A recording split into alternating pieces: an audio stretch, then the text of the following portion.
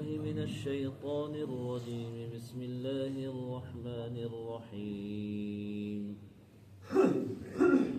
يا أيها الذين آمنوا لا تتبعوا خطوات الشيطان ومن يتبع خطوات الشيطان فإنه يأمر بالفحشاء والمنكر ولولا فضل الله عليكم ورحمته ما زكى منكم من أحد أبدا ولكن الله يزكي من يشاء والله سميع علیم.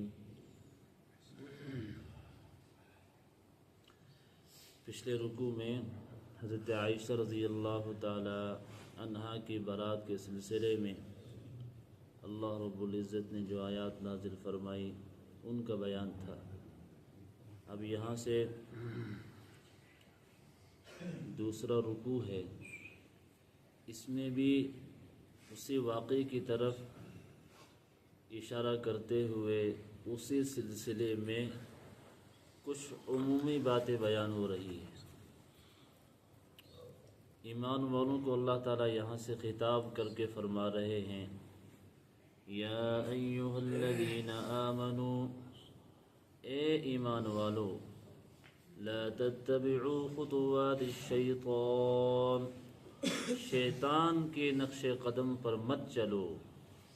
ومن یتبع خطوات الشیطان، اور جو شخص شیطان کے نقش قدم پر چلتا ہے فإنه يأمر بالفحشاء والمنکر، تو شیطان وہ حکم کرتا ہے بے حیائی کی باتوں کا اور ناجائز کاموں کا. اللہ رب العزت ارشاد فرما رہے ہیں اے ایمان والو، تم شیطان کے راستے کی اتباع مت کرو، شیطان کے قدموں کے پیچھے مت چلو، بلکہ تم اللہ کے راستے پہ چلو، کیونکہ شیطان کا کام ہے بری باتوں کا حکم کرنا، ناجائز کاموں کا حکم کرنا، یہ شیطان کا کام ہے. اور اللہ تعالیٰ کا کام کیا ہے وہ ہم خطبے کے اندر پڑھتے ہیں ان اللہ یأمر بالعدل والاحسان وایتاء ذی القربى وینہی عن الفحشاء والمنکر. اللہ تعالیٰ کچھ باتوں کا حکم کرنے کے بعد وینہی عن الفحشاء، اللہ تعالیٰ منع کرتے ہیں، روکتے ہیں بری باتوں سے، ناجائز کاموں سے. اور شیطان کیا کرتا ہے فَإِنَّهُ يَأْمُرُ بِالْفَحْشَاءِ، شیطان حکم کرتا ہے بے حیائی کے کاموں کا اور ناجائز کاموں کا. اس لیے ایمان والوں کو نصیحت ہے اللہ کی کہ شیطان کے راستے کی اتباع مت کرو، شیطان کی اتباع مت کرو. شیطان کا کام یہی ہے کہ وہ بری باتوں کا حکم کرے گا، ناجائز کاموں کا حکم کرے گا. شیطان کبھی بھی تمہارے بارے میں اچھا نہیں سوچے گا. شیطان یہی سوچتا ہے کہ یہ گمراہ ہونا چاہیے، یہ برے کاموں میں مبتلا ہونا چاہیے، یہ عذاب کا مستحق ہونا چاہیے. شیطان کبھی بھی تمہارا دردی بن کر تو وہ تمہیں نیک اعمال کی طرف نہیں بلائے گا، بلکہ شیطان کا کام ہے برے کاموں کی طرف بلانا. اور اللہ تعالیٰ نیک کاموں کی طرف بلاتے ہیں، اور نیک کاموں کی طرف بلانے کے بعد وَيَنْهَى عَنِ الْفَحْشَاءِ وَالْمُنْكَرِ، بالکل الٹ ہے کہ اللہ تعالیٰ روکتے ہیں برے کاموں سے، ناجائز کاموں سے، اور شیطان برے کاموں کا حکم کرتا ہے. لہٰذا اس آیت میں ہم کو، مجھے اور آپ کو یہ بتایا گیا کہ شیطان کے راستے کی اتباع مت کرو. شیطان کبھی بھی تم کو نیک کاموں کا حکم نہیں کرے گا. آگے فرمایا وَلَوْلَا فَضْلُ اللَّهِ عَلَيْكُمْ وَرَحْمَتُهُ، اگر اللہ تعالیٰ کا فضل اور اس کی رحمت تم پر نہ ہوتی ما زکا منکم من احد ابدا، تم میں سے کوئی بھی کبھی بھی پاک صاف نہ ہو سکتا تھا. صحابہ کو بیان کر رہے ہیں اللہ تعالیٰ کہ تم سے جو قصور ہو گیا تھا، حضرت مصطح رضی اللہ تعالی عنہ، حضرت حسان رضی اللہ تعالی عنہ، کہ تم نعوذ باللہ منافقین کے ساتھ مل گئے تھے، اور حضرت عائشہ رضی اللہ تعالی عنہا پر تہمت کے واقعے میں تم بھی ملوث ہو گئے تھے. تو اللہ تعالیٰ کا احسان ہو گیا، کرم ہو گیا کہ اللہ تعالیٰ نے تم کو پاک کر دیا.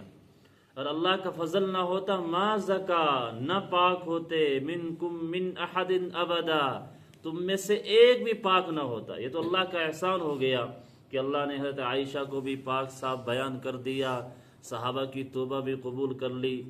وَلَكِنَّ اللَّهَ يُزَكِّي مَن يَشَاءُ، لیکن اللہ تعالیٰ جس کو چاہتا ہے پاک کر دیتا ہے۔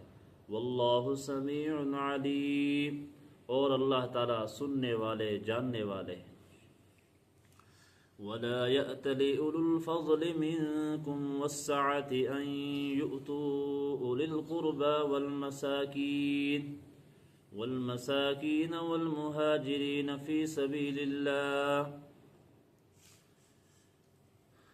اس آیت میں اللہ تعالیٰ جو علم کے اعتبار سے بڑے ہیں، وسعتی، اور مال کے حساب سے جو لوگ بڑے ہیں، اللہ تعالیٰ ان کو کچھ نصیحت فرما رہے ہیں۔ فرمایا وَلَا يَأْتَلِ أُولُو الْفَضْلِ مِنكُمْ وَالسَّعَةِ، تم میں سے فضل والے اور مال کی وسعت رکھنے والے قسم نہ کھائیں۔ وَلَا يَأْتَلِ، اور قسم نہ کھائیں تم میں سے فضل والے اور مال کی وسعت رکھنے والے۔ کیا قسم نہ کھائیں؟ أَن يُؤْتُوا أُولِي الْقُرْبَى وَالْمَسَاكِينَ وَالْمُهَاجِرِينَ فِي سَبِيلِ اللَّهِ، کہ وہ نہیں دیں گے رشتہ داروں کو، مسکینوں کو، اور اللہ کے راستے میں ہجرت کرنے والوں کی وہ مدد نہیں کریں گے، مالی مدد۔ وَلْيَعْفُوا وَلْيَصْفَحُوا، بلکہ ان کو چاہیے کہ وہ معاف کر دیں اور درگزر کر دیں۔ اللہ تعالیٰ فرما رہے ہیں کہ جو وسعت والے ہیں، فضل والے ہیں، ان کو چاہیے کہ وہ یہ قسم نہ کھائیں کہ ہم جو ہمارے مستحق رشتہ دار ہیں، مسکین ہیں، اور اللہ کے راستے میں جن لوگوں نے ہجرت کی ہے وہ مستحق ہیں، وہ یہ قسم ہرگز نہ کھائیں کہ ان کی مدد نہیں کریں گے آج کے بعد، بلکہ جو کچھ ہو گیا اس کو ہونے دو، بس ہو گیا، اللہ نے ان کو معاف کر دیا۔ وَلْيَعْفُوا، ان لوگوں کو چاہیے کہ وہ بھی معاف کر دیں، وَلْيَصْفَحُوا، اور درگزر کر دیں۔ اصل میں ہوا یہ تھا، یہ آیت جو نازل ہوئی ہے حضرت عائشہ رضی اللہ تعالی عنہا کے واقعے میں، تہمت کے سلسلے میں جو حضرت صحابہ میں سے 2 صحابی ملوث ہو گئے۔ اب ہم کو تو نام بھی یاد ہونا چاہیے نا، حضرت مستح رضی اللہ تعالی عنہ اور حضرت حسان رضی اللہ تعالی، یہ 2 صحابی تھے۔ ان 2 صحابیوں میں سے جو حضرت مستح رضی اللہ تعالی عنہ ہیں، یہ حضرت صدیق اکبر رضی اللہ تعالی عنہ کے خالازاد بھائی تھے۔ صحیح میں آ رہا ہے؟ خالازاد بھائی تھے حضرت صدیق اکبر رضی اللہ تعالیٰ عنہ کے، حضرت مستح رضی اللہ تعالیٰ۔ اور حضرت مستح رضی اللہ تعالیٰ عنہ جو تھے یہ مہاجر تھے، مہاجرین میں سے تھے، بدری صحابی بھی تھے، ہجرت کر کے یہاں آئے ہوئے تھے، اور حالات ایسے تھے کہ والمساکین، مسکینوں میں شامل ہوتے تھے، گھر کے حالات تھوڑے اچھے نہیں تھے۔ حضرت صدیق اکبر رضی اللہ تعالیٰ عنہ نے ان کو اپنے ذمے لے رکھا تھا۔ حضرت صدیق اکبر رضی اللہ تعالیٰ عنہ ہی ان کا سارا خرچہ چلایا کرتے تھے، اپنے گھر سے ان کا سارا چلایا کرتے تھے، ان کے گھر میں کھانا کھانا، ان کی ضروریات کا خیال رکھنا حضرت صدیق اکبر رضی اللہ تعالیٰ عنہ کی ذمہ داری تھی۔ اپنے ذمے لے رکھا تھا کہ حضرت مستح کا جو کچھ ہوگا میں ادا کروں گا، وہی ان کی مدد کر رہے تھے۔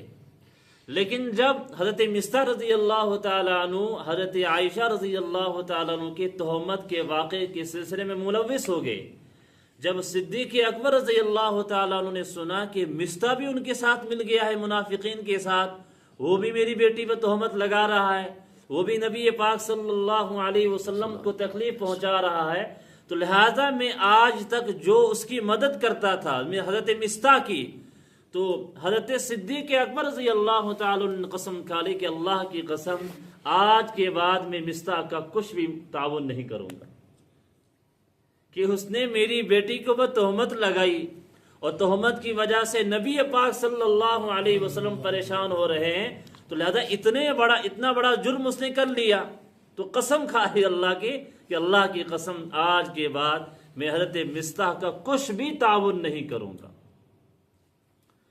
اب ادھر سے جب اللہ تعالیٰ نے ان کی توبہ قبول کر لی، حضرت مستح رضی اللہ تعالیٰ عنہ، حضرت حسان رضی اللہ تعالیٰ عنہ جو اس تہمت کے واقعے میں ملوث ہو گئے، یہ بھی منافقین کے ساتھ مل گئے۔ تو جب آیتیں نازل ہوئی ہیں، یہ جو آیتیں نازل ہوئی، اس کے بعد آپ علیہ الصلوۃ والسلام نے ان پر حد جاری فرمائی۔ تو حد جاری فرمانے کے بعد توبہ قبول ہو گئی، اللہ سے تعلق جوڑ لیا۔ اب اللہ تعالیٰ خصوصی طور سے حضرت صدیق اکبر رضی اللہ تعالیٰ عنہ کو یہاں مخاطب ہے۔ اللہ تعالیٰ فرما رہے ہیں خاص طور سے حضرت صدیق اکبر رضی اللہ تعالیٰ عنہ سے، وَلَا يَأْتَلِ أُولُو الْفَضْلِ، تم نے سے جو فضل والے ہیں، اولو الفضل سے مراد یہاں حضرت صدیق اکبر ہے کہ تم نے سے جو فضل والے ہیں، وسعت، اللہ نے مال بھی دیا تھا، تم نے سے جو وسعت والے ہیں وہ قسم نہ کھائیں۔ اور حضرت صدیق اکبر رضی اللہ تعالیٰ نے کیا کیا تھا؟ قسم کھا لی تھی کہ آج کے بعد میں مصطاح کا کوئی تعاون نہیں کروں گا۔ اللہ فرما رہے ہیں وَلَا يَأْتَلِ أُولُو الْفَضْلِ مِنْكُمْ وَالسَّعَةِ، تم نے سے جو فضل والے ہیں اور مال والے ہیں وہ قسم نہ کھائیں۔ کیا قسم نہ کھائیں؟ أَن يُؤْتُوا أُولِي الْقُرْبَى وَالْمَسَاكِينَ وَالْمُهَاجِرِينَ فِي سَبِيلِ اللَّهِ، کہ وہ رشتہ داروں کی، مسکینوں کی اور جو مہاجرین ہیں اللہ کے راستے میں جن لوگوں نے ہجرت کی ہے کہ وہ آج کے بعد ان کا کوئی بھی تعاون نہیں کریں گے، یہ قسم کھانا اچھی بات نہیں۔ بلکہ اللہ تعالیٰ نصیحت فرما رہے ہیں بڑے پیار کے ساتھ، وَلْيَعْفُوا، ایمان والوں کو خصوصاً حضرت صدیق اکبر رضی اللہ تعالیٰ عنہ کو چاہیے کہ معاف کر دے۔ کیا کر دیں؟ کہ اللہ نے معاف کر دیا نا، حد قذف لگ گئی، ان کو حد جاری ہو گئی، تب تم بھی معاف کر دو۔ وَلْيَعْفُوا، ان کو چاہیے کہ معاف کر دیں۔ وَلْيَصْفَحُوا، درگزر کر دیں، جو ہو گیا سو ہو گیا۔ أَلَا تُحِبُّونَ أَن يَغْفِرَ اللَّهُ لَكُمْ، آگے عجیب بات اللہ نے بیان کی، فرمایا أَلَا تُحِبُّونَ، کیا تم پسند نہیں کرتے، أَن يَغْفِرَ اللَّهُ لَكُمْ، کہ اللہ تم کو معاف کر دے، کہ تم ان کو معاف کرو گے، درگزر کر دو گے، اللہ اس کے بدلے میں تم کو معاف کرے گا۔ کہ ہر ایمان والا امید رکھتا ہے اللہ تعالیٰ سے اللہ کی معافی کی، تو لہذا ہر ایک ایمان والا یہی چاہتا ہے۔ تو کیا تم نہیں پسند کرتے کہ اللہ تم کو معاف کر دے؟ اور اللہ کی شان یہ ہے واللہ غفور الرحیم، اللہ تعالیٰ معاف کرنے والے اور رحم کرنے والے۔ جب یہ آیات نازل ہوئی تو حضرت صدیق اکبر رضی اللہ تعالیٰ عنہ کا جواب کیا تھا؟ تو ہم نے بھی یہ آیتیں سن لی، لیکن جب حضرت صدیق اکبر رضی اللہ تعالیٰ عنہ نے، جنہوں نے قسم کھا لی تھی کہ آج کے بعد مصطاح کی مدد نہیں کروں گا، جو ہی یہ آیتیں سنی کہ وَلْيَعْفُوا وَلْيَصْفَحُوا، درگزر کر دے، معاف کر دے، حضرت صدیق اکبر رضی اللہ تعالیٰ نے فرمایا بَلَا وَاللَّهِ نُحِبُّ، کہا اے اللہ کیوں نہیں، اللہ کی قسم ہم یہ پسند کرتے ہیں، اَن يَغْفِرَ لَنَا، کہ اللہ ہم کو معاف کر دے۔ یہ حضرت صدیق اکبر رضی اللہ تعالیٰ کا جواب تھا کہ اللہ ضرور ہم یہ چاہتے ہیں کہ آپ ہمیں معاف کر دے، لہٰذا میں نے ان کو معاف کر دیا، درگزر کر دیا۔ اس کے بعد حضرت صدیق اکبر رضی اللہ تعالیٰ عنہ نے حضرت مصطاح کا دگنا خرچہ کر دیا۔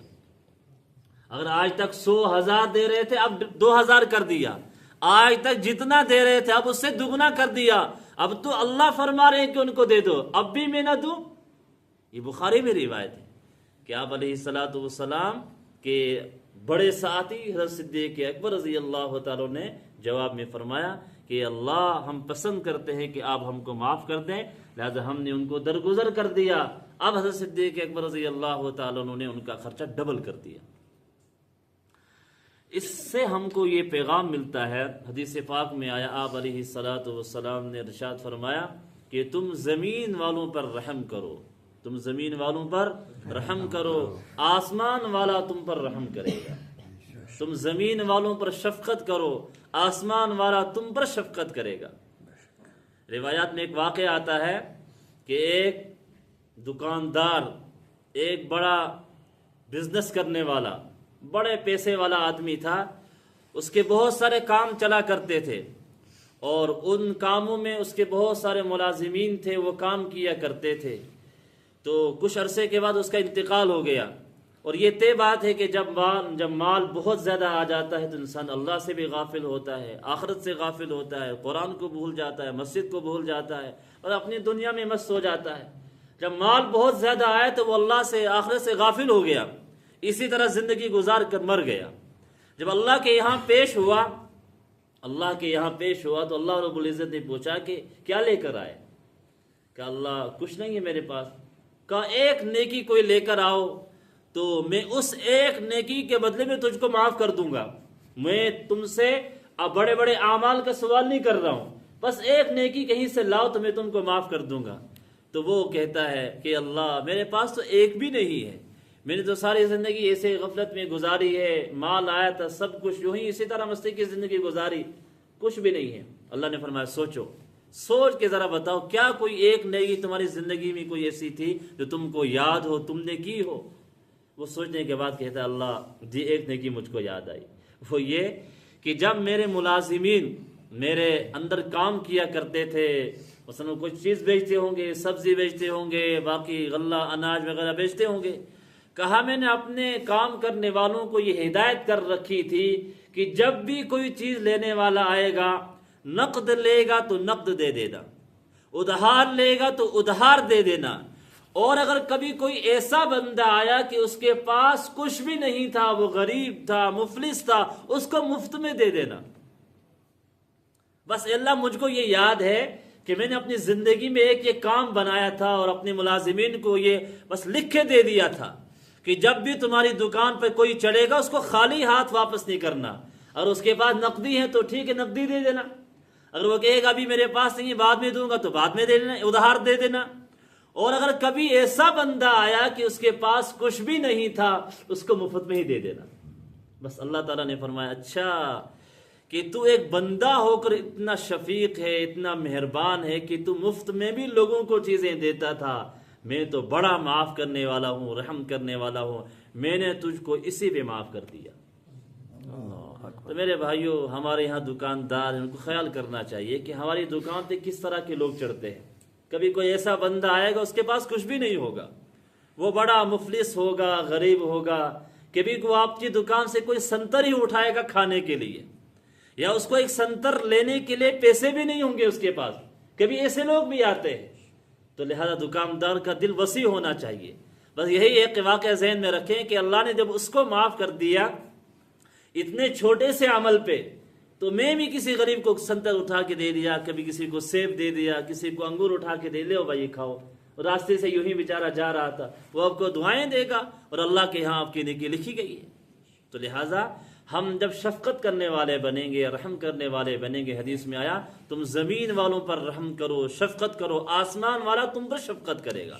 تو یہاں وہی فرمایا گیا کہ قسم نہ کھائیں وسعت والے جن کو اللہ نے مال دیا ہے۔ مطلب بہت سارے لوگ ایسے بھی ہوتے ہوں گے جو کہتے ہوں گے کوئی آئے گا پیسے دے گا تو ٹھیک، ورنہ دکان میں سے کسی کو کوئی چیز اٹھانے نہیں دینا۔ ان کو باضابطہ بنا کے رکھتے ہیں کہ تم کو یہ کام کبھی نہیں کرنا ہے، آ جاتے ہیں یہاں سے وہ ہے یہ ان کو نہیں دینا چاہیے۔ اس طرح کے لوگ بھی معاشرے میں ہوتے ہیں، لیکن اللہ کا قرآن کہہ رہا ہے بہت سارے مسکین آتے ہیں بیچارے جن کے پاس کچھ نہیں ہوتا ہے، اللہ نے تم کو دیا ہے تو تم بھی متکبر بن جاؤ گے، ظالم بن جاؤ گے، فرعون بن جاؤ گے؟ نہیں، بلکہ دل بڑا رکھنا چاہیے اور وسعت کا دل رکھ کر خرچ کرنا چاہیے، اللہ اس کے بدلے میں تم کو دے گا انشاءاللہ۔ اللہ تعالیٰ مجھے بھی آپ کو بھی ان باتوں پر عمل کی توفیق عطا فرمائے۔